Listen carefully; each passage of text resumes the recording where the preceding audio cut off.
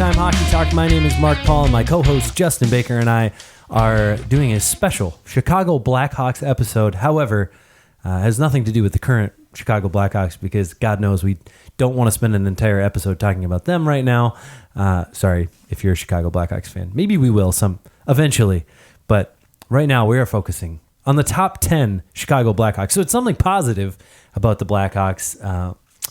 And so we're going to continue our series. We've done a bunch of these over the summer, and we like to toss one out every now and then. And so away we go with the Chicago Blackhawks. If you haven't heard our other episodes on other teams' top 10 players of all time, go back and listen. We've covered probably about 2/3 of the league at this point. Everything from, I think this is actually our last original 6 team, if I'm not mistaken. Yeah, I believe so. I think we've covered the Leafs, the Red Wings. I think we've done the Rangers. Yes, we have. It was our 4th show. Yep. We did the Rangers. We have done the Bruins, and here we are doing the Chicago Blackhawks. So, and we did do the Did we do Montreal? I don't think we did Montreal actually. Let me check. I don't think that we did. You're right. We haven't done Montreal. So I guess we're saving. Shame. I hate to say this way, but I guess we're saving the best for last because they do have the most Stanley Cups. So that's true. That will be a list where like there's no chance someone on that list didn't win a cup. Right, or at least a couple. Whereas Chicago, I mean, yes, they've won 3 cups in the last 10 years, but there also was a 50-year drought essentially. So, you know, if we want to include anyone after they won the cup in 61 and until they won the cup in 09, there's going to be maybe a player or two without a cup on our list, maybe more. We'll see. But Justin, who just missed your list? All right. I got 4 people. Okay. Yeah, I've got 2 goaltenders, a defenseman, and a forward. So I've got JR, Mr. Roenick himself, who is in a little bit of hot water right now with, he's not, on TV right now because he said some stupid stuff. Because he said that he has thought about sleeping with a beautiful woman. I know.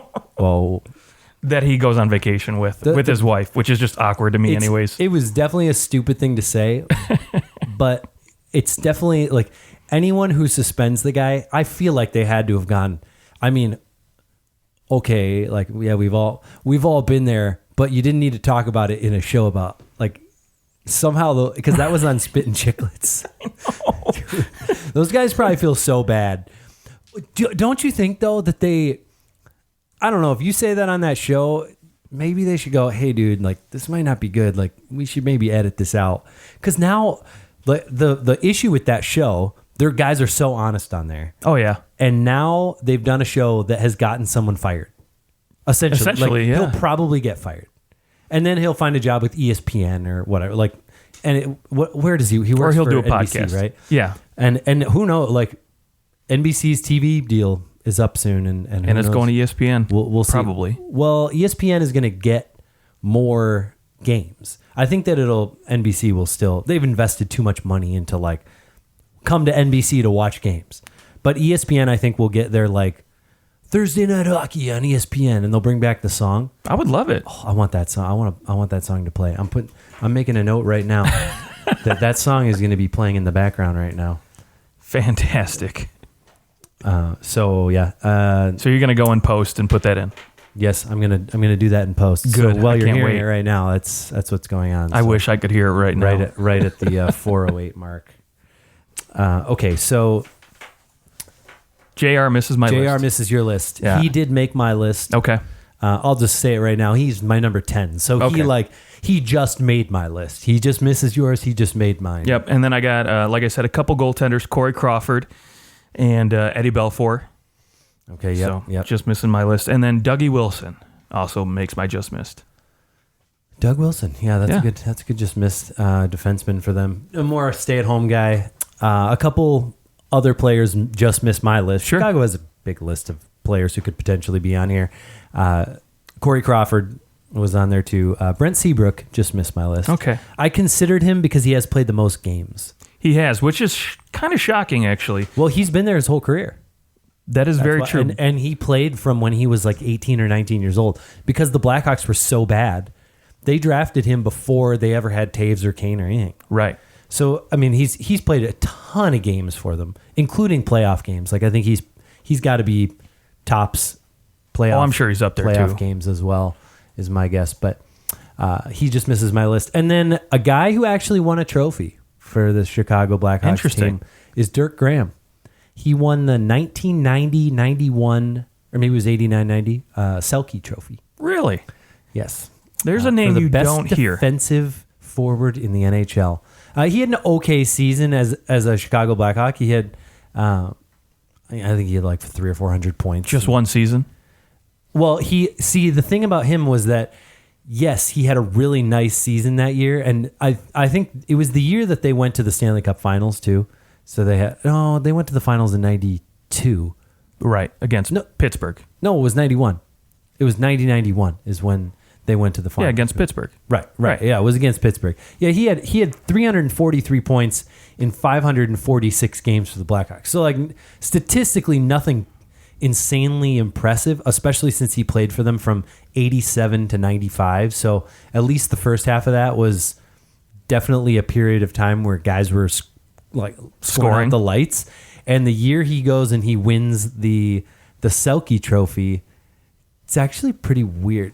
He barely has any points. Like usually the Selke Trophy now, you're like, okay, it's got to be somebody who's at least probably in the top 15 of scoring. Right, like a 70, 80 point and guy. They're a good defensive player, and they probably don't take a lot of penalties, right? Like that's right. Even though it's not the Lady Byng, it still is like, well, if you're taking a bunch of penalties, you're probably not that good defensively. And you're not on the penalty kill. So he won it in 90-91. That was the year they go to the finals against the Penguins. Mm-hmm. He had 45 points in 80 games and is considered the best defensive forward in the game that year. He had 88 penalty minutes. Interesting. It's a very interesting vote that year. And he was 31 years old when he won that trophy. Okay. So, I'd be interested to see who he was up against. He was up against Esa Tikkanen, is the guy who got the second most votes, and then teammate Steve Larmer gets the third most first place votes. There was quite a few guys. There were 15 players who got first place votes that year for the Selke, out of 157 votes or something like that. So interesting. A weird award because his teammate who had 101 points doesn't get it. And at this time there was definitely a little more weight to the plus minus. Dirk Graham's a plus 12. Nothing to write home about. Steve Larmer, a plus 37. Another guy who was fifth in the voting, Theo Fleury, he had 104 points and was a plus 48. Wow. Weird. I don't know why he got the Frank J. Selke, but I'd be interested to read into that a little further. Yes, I would agree. Let's have Dirk Graham on the show and talk about why he was deserving of that award. Why did you get this? So he's on my list because there are only a few players who have actually won trophies as a Blackhawks. So I thought we're going to slide him in there. I've already said my number 10. It's Jeremy Roenick. He makes my list because ultimately he is he's 10th all time in scoring, and he also is the all time leader, or second place in points per game as a Blackhawk, second to only a guy that will appear later in the list.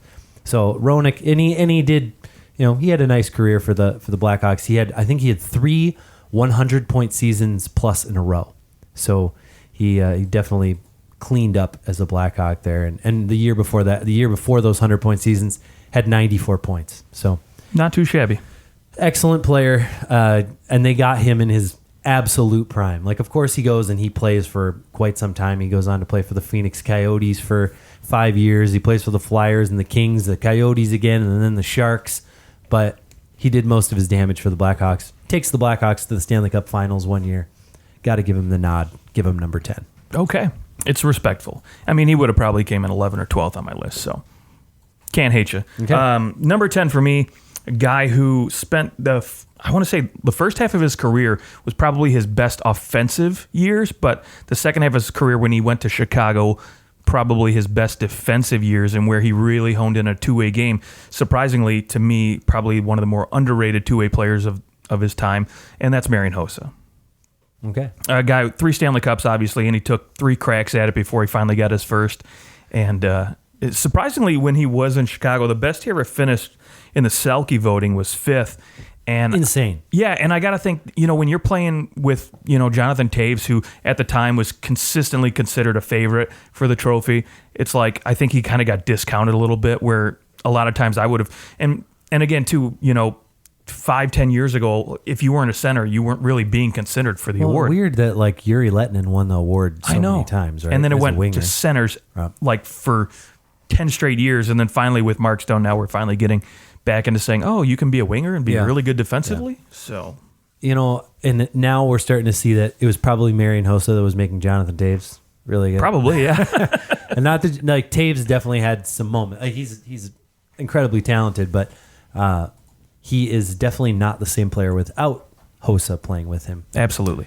I have Hossa on my list. He does appear a little bit higher. But, good. Yes, the only player in history to go to 3 Stanley Cups in a row with 3 different teams. That's a good little stat. Yeah. Okay, who's your number 9? All right, number 9 for me, Chris Chelios. Aha, you copied my list. I know. Yeah, we know about Chris Chelios. Played till he was about 59 years old, was it? Something like that? 48 years old. Yeah, surprisingly, never won a cup with Chicago. Did win one with Montreal in '93. Yep. Captained them, which was... He won one in... he won a couple with Detroit. Yeah, won a couple there, too. 2008. Wasn't there for the 98. I think he went to Detroit in 99. Yeah. Yeah, it was 99. Yeah. But, I mean, to be quite honest, he had some really great offensive seasons, but he was just such a wrecking ball of a defenseman. He was always like, you could consider like the perfect blend of stay-at-home physicality and offensive output at the time, where like a lot of guys were usually one or the other. And he had 3 straight seasons with over 200 penalty minutes. One of those years he had 282 penalty minutes and 73 points. You're not on the ice that much, and yet you still do that. Holy mackerel. That's unbelievable. That's unbelievable. I mean, that's something that just couldn't happen now. In his career, he does have almost 3,000 penalty minutes. So crazy. Yeah, so 3-time Norris winner. Obviously, one of those was with Montreal, but 2 of them with Chicago, and well-deserved, I think. Yes. Okay. My number 9, also Chris Chelios, so we'll just jump right ahead, go to my number 8. It's another defenseman for the Chicago Blackhawks, a guy that did win a Norris Trophy with the Blackhawks and had some phenomenal seasons, really was probably the reason that Chicago won some Stanley Cups as well, and that is Duncan Keith. So okay, yeah, a few more spots up on my list. We'll get to him later. So. Okay, yeah, he had a nice 61-point season. That's his best year for the Blackhawks in 13-14. Not a big goal scorer. He has had two seasons with more than 10 goals.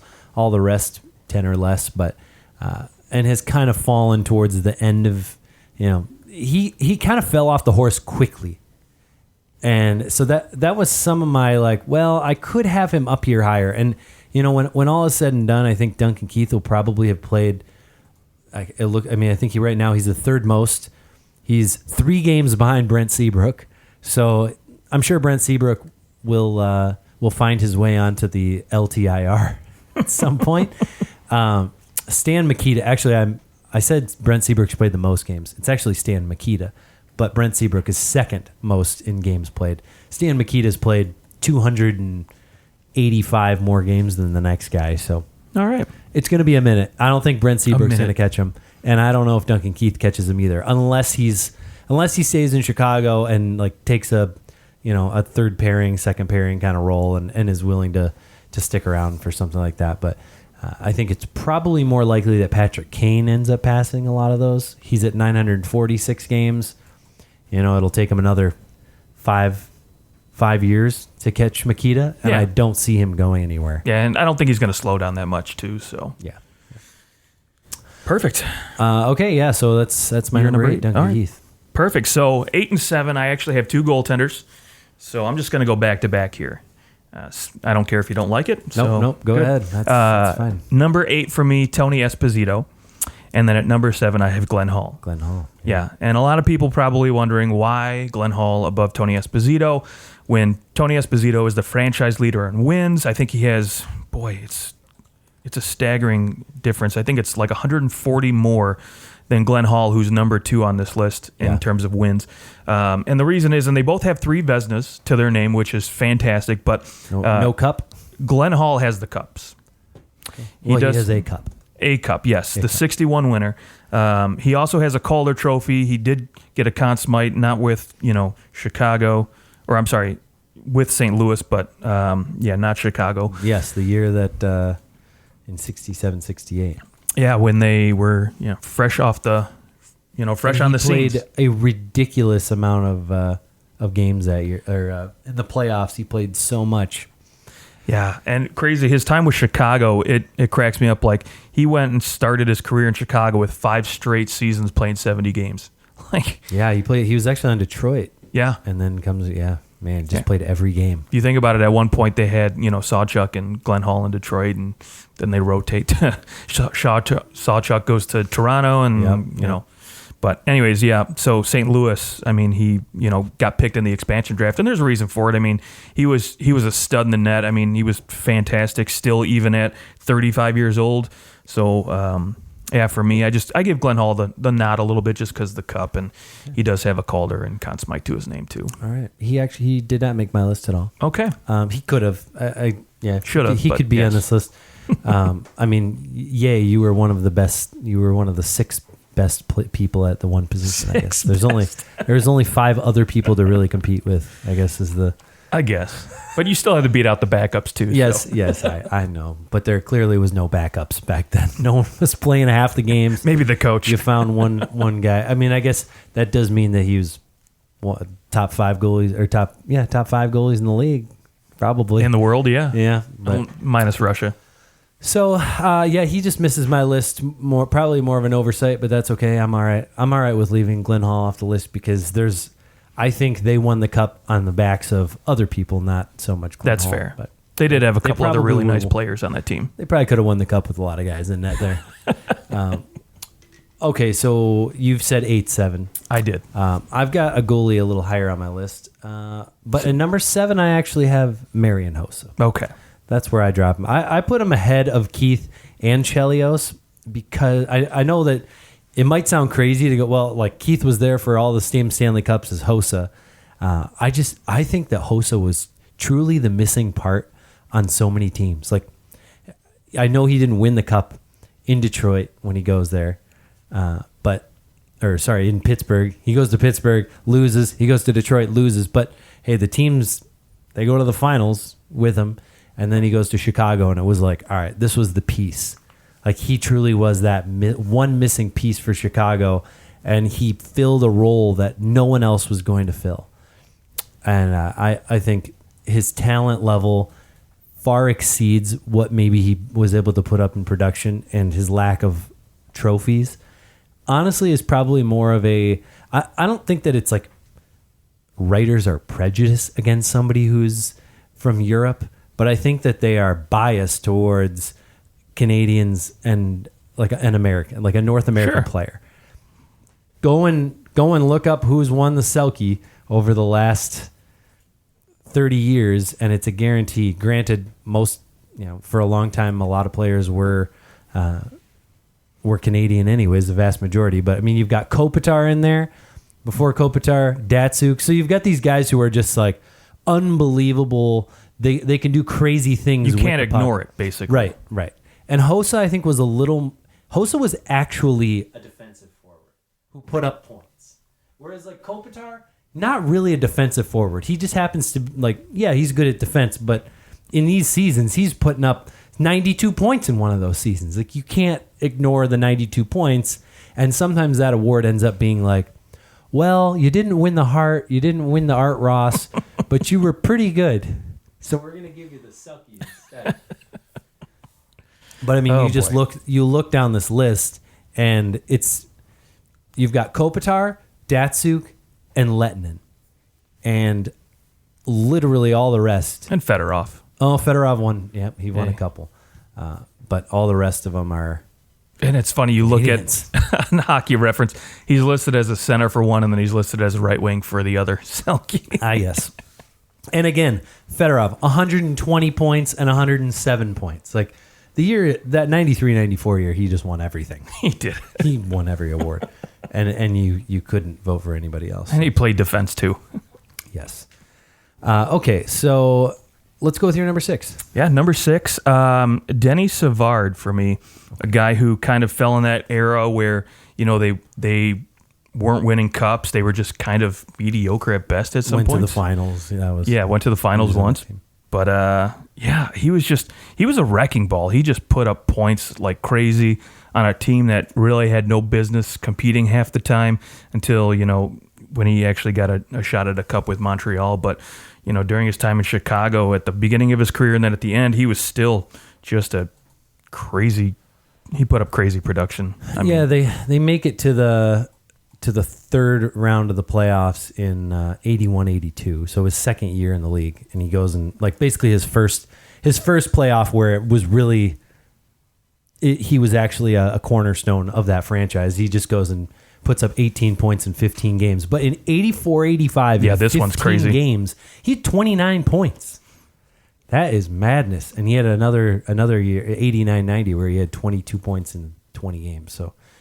Always showed up in the playoffs. 175 points in 169 games in the playoffs. Pretty dang good. And when you say that he was a wrecking ball, I think you meant he was a water bug. He was tiny. No, I didn't mean it like that. But I know you did. Yeah. I know you did. I mean, he's only 5'10", so he's not tiny. But back then, I mean, he was small. Right, for sure. And when you go watch him skate, actually, I think he might have been one of the best players in the league right now. If he looks like Johnny Gaudreau looks right now when you watch him play. There you go. He could do unbelievable things with the puck. He was really the guy who invented that spinorama. It was the Denny Savard is what some people called it, because he's the first guy to come in and he's scoring these goals off of a spinorama on his backhand. Oh, I know. From the top of the circle. And they just, for whatever, you just couldn't track it. Sucked back then, but still, no one was ready for that. No, well, because people couldn't do that. Goalies back in that age, they literally kept their glove down at their kneecaps, so they weren't coming up for that stuff at all. Stupid stand-up. Yeah, well, we'd have more goals if they had to stand up. What if they just made that the rule? You have to stand up. You can't go down. You can't go down anymore. Okay, so he's your number. Yeah, you're number 6. He was my number. He's my number 5. Okay. My number 6 is Jonathan Toews. Okay, who was my number 5? Okay, by the way? So we just have those two flipped. Talk to me about why Toews over Denny Savard. Yeah, I think when you look at the hardware, kind of gave him the edge, I think, in this one, because we talked about it a little bit, and I think, Jonathan Toews' offensive success has been driven by the fact that he's had, Marian Hossa on his wing and then Brandon Saad at his prime, whereas now, you don't really see guys who can, help drive his offensive numbers anymore, and they've kind of stayed low because of that, right? I mean, outside of last year when he actually kind of had a decent year, but I think early in Toews' career, he was a fantastic two-way center. I mean, he was probably the best face-off guy in the league at the time. I mean, I think maybe outside of Patrice Bergeron, there was nobody better. In the playoffs, when they won their first cup, his face-off percentage was 60.2%. Yeah, crazy. Unbelievable. Crazy. Yeah, he was always really good at face-offs. And he remains very good at face-offs. Yeah. He has been above 54% every single year in the league, except for his rookie year. He was a paltry 53.2%. Only. Which is freaking amazing. And he has had, his best is 59.9% in 12-13. But that's only 47 games, so it's probably why. Yeah, and being Conn Smythe winner, too, I think, was the big tipping point for me. So Conn Smythe, he won that Selke. I'll tell you, I know that Denny Savard doesn't have the same accolades. He is in the Hall of Fame. So that definitely, I will think Toews will get in there eventually. Probably, yeah. It's it's going to be interesting because you think guys are still getting in from the 80s right now. Like the 80s, we're starting to see guys getting from the 90s. There's guys that have retired in the 2000s that are getting in, like a Joe Nieuwendyk or Eric Lindros. But the majority of what they actually what they accomplished in their prime, it was in the 90s. Right. But there's still guys who like people think should be in it that were in the 80s. And they're like still scooping in some of these guys who played forever ago that they're like, it's a snub. They've been snubbed. Yeah, like, I don't think Taves will be a first ballot guy, but he'll get in eventually. I'm just wondering what they're going to, because right now they're voting on guys who were playing when there was like 20 teams.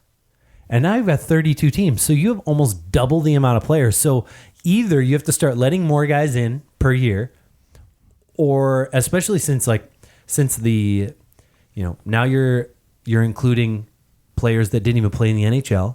Right. Like some years they're putting in a European guy who, and they're starting to throw women into the mix too. Women into yeah. every year. A woman has, and multiple women have been in a couple years. Yeah, and they definitely deserve it. But sure, I mean, you're just again, you're opening up the amount of people for sure.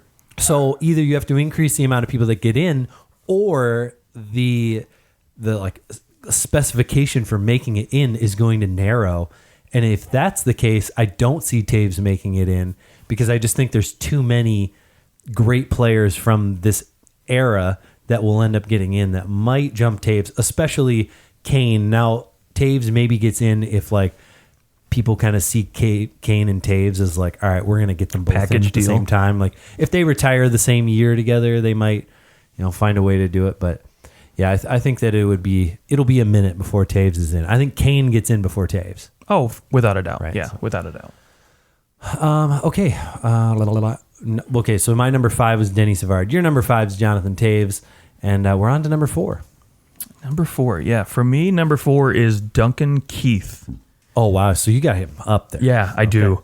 I think, obviously, last couple of years, he's been fine. He hasn't been the Duncan Keith we know during their incredible cup runs. But, I mean, when you look at a lot of guys on this list, right, especially from the Blackhawks era, the guys ahead of them, sure, you could say that, at the time, at their position, they were the best in the league, right? The guys below them, there's been a few times where, you can say that they definitely, they were never really the best at their position at any point in their career. But, Duncan Keith has got 2 Norris trophies, and there were a couple years where you could say he was probably the best all-around defenseman in the league. Definitely one of the better skaters early on in his career up until, maybe a couple years ago. But, I think, getting the Conn Smythe Trophy, having these couple Norris trophies, and 3 cups to boot, I think he's got enough accolades, and he's been there his entire career. He's been a lifer. The guy's 30, almost 36. Yeah. 30. He'll be, I guess, yeah. He'll retire a Blackhawk, and he'll probably get his number in the rafters, too. Yeah. So, which, yes, I agree with that. And I think probably once we step away from Duncan Keith playing, once he retires, he could find himself just naturally moving up a lot of people's lists, because then the lore of this player who he won a Conn Smythe, right? 15, 16. He did. He won the Conn Smythe. That kind of stuff sometimes takes a little time. Like right now we're in the thick of things of like Duncan Keith isn't the Duncan Keith we thought, and now he's just playing a lot of games. And so that kind of in the moment maybe spoils a little bit what he was able to accomplish earlier in his career, which of course, no one's going to be the best defenseman in the league for 15 years straight. It's just not going to happen. So you have to look at basically the guy had a 10-year run where he was pretty darn good. Maybe 8-year run. Yeah, where he was one of the better defensemen in the league. And he came in much like Brett Seabrook did, where this team was just garbage. And he goes in his rookie season, granted at 22, but starts playing 23 minutes a night. And he's never played less than that his whole entire career. Yeah, that's pretty impressive. Yeah. Well, my number 4 is a guy that you mentioned a little while ago.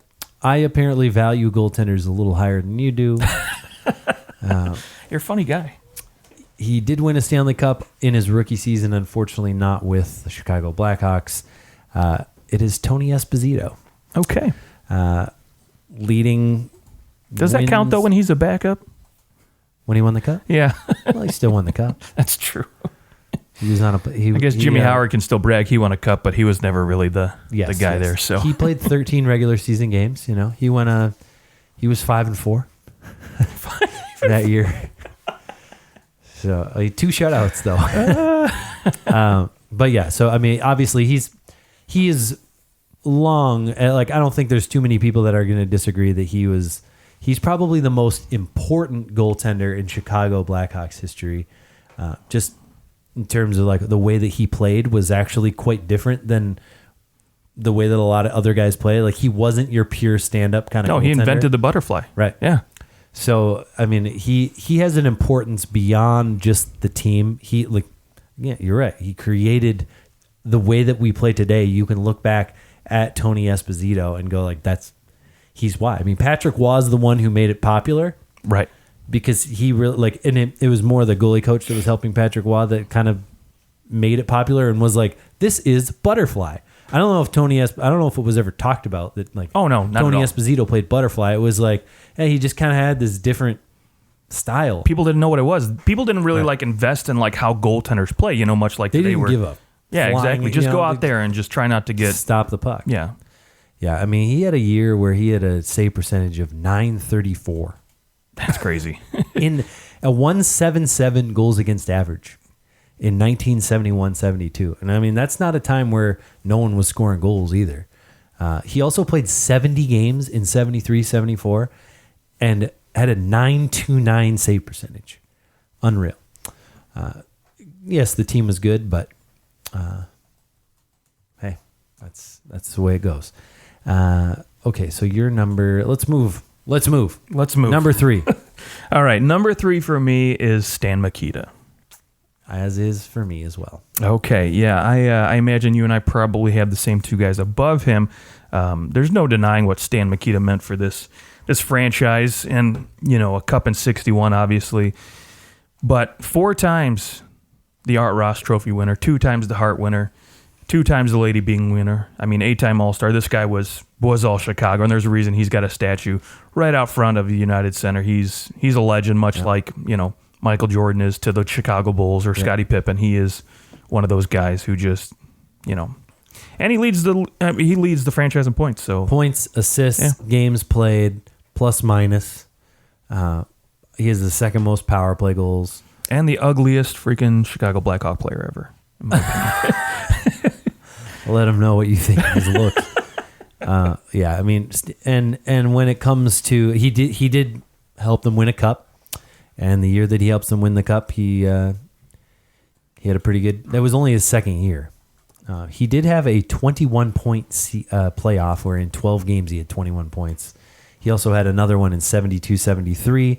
15 games he had 20 points. So they did not lose because of him. That is for sure. Ironically, though, an incredible player, but only played 2 games in that Summit Series in 72, Canada-Russia. Wow. Not sure why, but only played 2 games. Had 1 point. Yeah, Stan Mikita, number 3. I don't think there's any denying that he deserves to be in the top 3. You could certainly have him. There's a... If you're just going like, who's the most pure Blackhawks player ever, it's probably Stan Mikita. But in terms of the best ever, I think there's more factors than just like who played there the longest and put up a lot of points. So your number, I'm curious because I think number 1 and number 2 could potentially be different. I'm curious as to who you put at number 1. I put Patrick Kane. Okay. Yeah. All right. I thought you might. I did. I respect the goal scoringness of Bobby Hall. And I think kind of what 604 goals. Yeah. In 1,036 games. Freaking impressive. But to me, I think I kind of, I don't want to say put a notch against him, but he freaking bolted for money to the WHA, and I was just like, Yes, really? But you know that it was for $1 million. Like I know it was a lot of money. It was a lot of freaking money back then. And it was some of those guys were being treated so bad in the NHL. They really were for Chicago, which was like the team where players went to like for their careers to rot.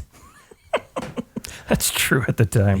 He I mean, managed to survive there, I guess. But Bobby Hall, I mean, he played till he was 33 in Chicago, and he was just dynamic every single year.